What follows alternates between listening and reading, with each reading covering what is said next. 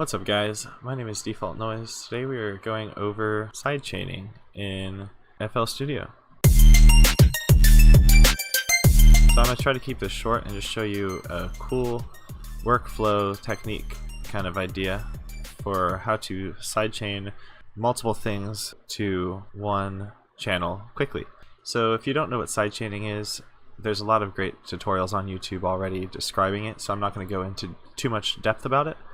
However, just all you really need to know for simplicity factors is whenever one sound is triggered, it'll basically duck a different sound.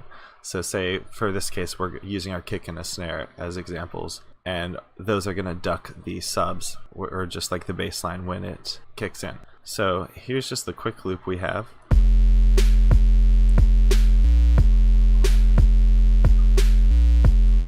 Super basic, but it's a good setup for this tutorial.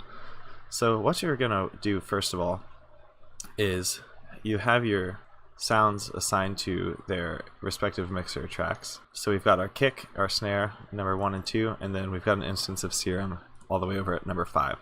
So what we'll add next is a new mixer track. It can be anywhere really. I like to kind of keep it separated for organization, but we're going to rename it real quick so we can keep track of it. No pun intended.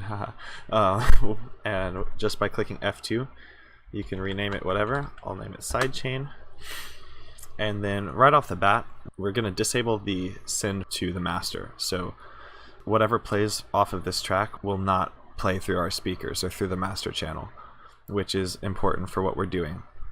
Next we're going to go to our kick channel and assign it to the sidechain, so we'll just click on that and then make sure this volume is up. This is the send volume to this track, so if it's all the way down and you play your kick, this won't hear anything.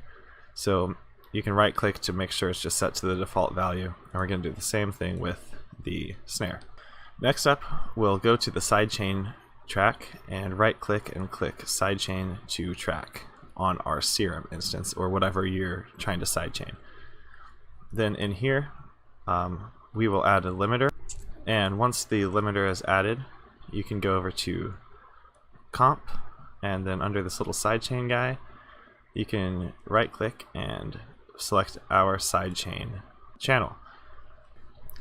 So once we have this assigned to our limiter, or sidechain to our limiter, I'm going to play this loop and mess with the threshold and ratio knobs to get the sound we're looking for and determine how much of our sub gets ducked when the kicks and the snares hit.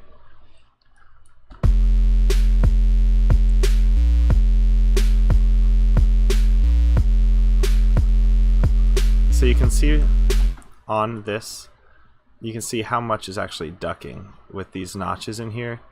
This is our sub line right here, and then the kicks and the snares come in, and this is how much of the signal is getting ducked. The more we increase these knobs, you can see a more drastic effect, and if you put them all the way down you can see how much it affects it.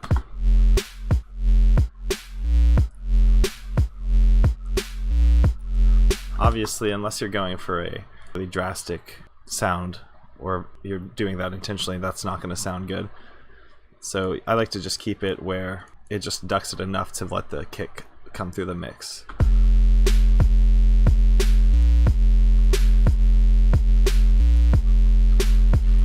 And there you have it. That's about all there is to it.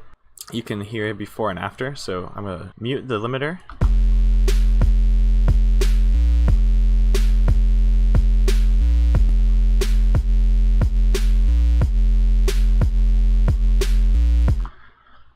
I hope you can hear that on your speakers. I made sure to make a bass with a lot of noise in the high end so we can hopefully hear it no matter what headphones you're using, but this will sound a lot better if you're using any type of headphones or speakers that has some sort of low end to them. But yeah, that's about all we're going over today. So thank you for watching, and I hope you enjoyed. Let me know what tutorials you'd like to see up next. We can get more in depth with different things if you'd like. Otherwise, I'm just going to keep making random ones.